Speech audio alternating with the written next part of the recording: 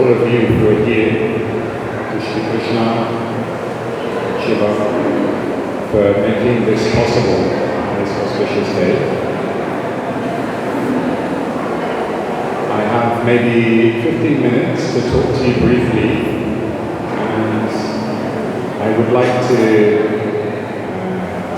share how Swamiji is a very special soul. That when I witness Swamiji, he is always being true to principles, the principles of Dharma. When he was unwell, he was still working and thinking only of others.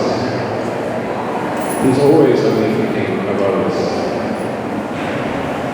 And this great tradition that he is from, the Rishi Parampara in this land of Bharata, India, carries so much wisdom and knowledge in the space itself. One of the great truths that we've been given is chanting, and Swamiji is always teaching his disciples to chant the name of God. It's sometimes called Namasmaran, which means remembering the name of God. And it's through this practice of Namasmaran that we can stay within God's presence. We can connect to God's presence. And because Swamiji is an Atma, that means a divine soul, a divine being that has come down, just by being in his presence, we already have that connection. And when he gives us the sound, the mantra, that allows us to remain in the presence of God. Always. All we need to do is remember that name. So, many of us may have tried to meditate, and you may have found it difficult. Who here has tried to meditate now? I'm sure many of you. And yet the thoughts are coming. The thoughts come when we get distracted.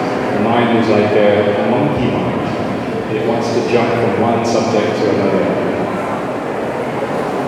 But through the use of chanting, we can keep the mind concentrated. The word mantra can be divided into two words, manasa, prayati, which means to transcend the mind. So by using mantra, we can go beyond our thoughts, our emotions, and connect directly to our pure consciousness within. So there are some chants which are helpful, and maybe you've been given the chant that is best suited for you. Because the Guru, whichever chant the Guru gives in any language, or Rishi gives that mantra, it carries all the power. So that is a wonderful way to clean the mind. And when we say mind, the conscious mind is maybe only 10% of our consciousness. Whereas subconscious is 90%. It exists as a field outside of the body, interpenetrating the body. So when we do chanting, we're cleaning the memories and the impressions which are stored in our mind. It's actually changing our DNA.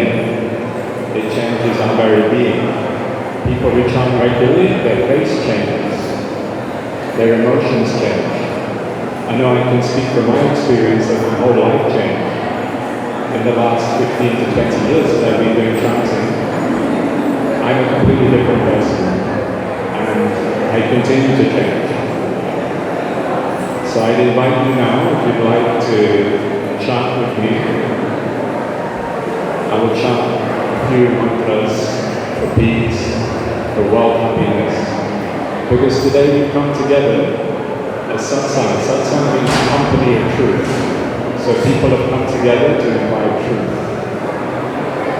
And this creates a very positive atmosphere, especially when many high beings are here.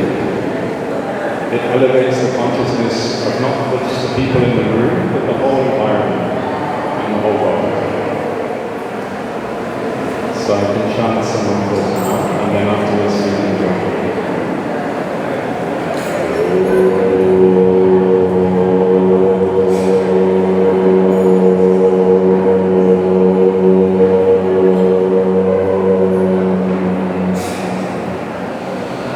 Sharanavadam Sharanayodhanam Shahariyam Karvavade Tejasviyavadi Tanushma Vidvishare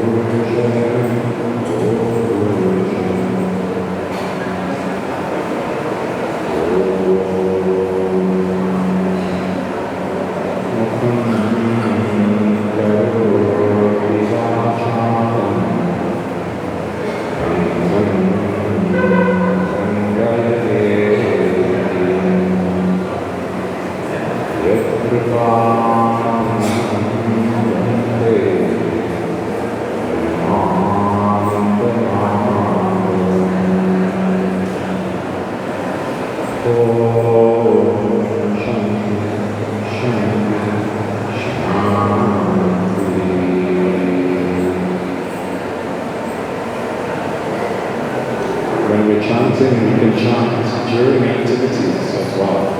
And in the higher stages of chanting, we are chanting even in our sleep. In that way, we remain one with God eternally. Initially, the chant is outside, then it becomes a whisper, and then it becomes internal. And when it's internal, it's more powerful. It carries more power because it acts upon our inner being, the causal body. And when we chant, it is removing the blockages and the disturbances in our body. This will stay with us even after we leave the body, even after we drop this body. The efforts we make through practicing dharma, living a harmonious life, being kind to others, following the principles and laws that are eternally true, as given by the Vedic tradition,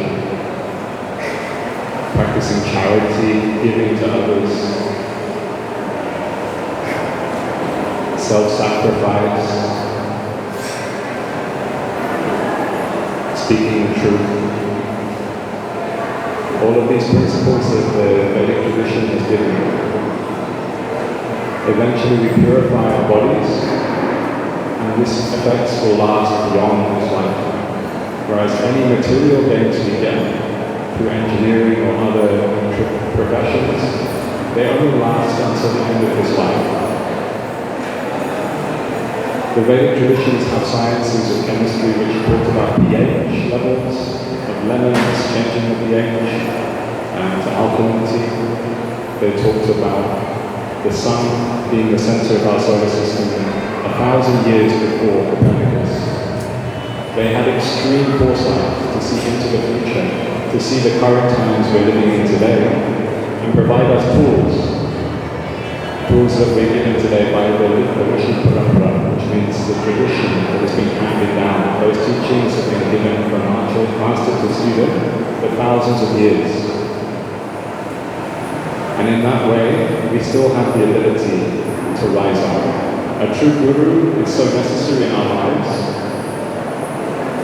In the same way that we take an accountant or a doctor or a lawyer's advice, we should take the advice of a spiritual master who knows and has walked the path.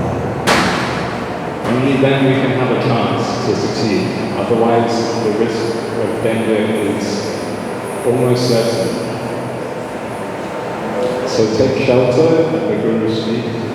Use chanting to cleanse and purify your mind. And observe the character of the Guru, who is always upholding a sense of peace, a sense of joy, and unconditional love. I thank you all for listening, and now we can go to take prasad for lunch. Much gratitude.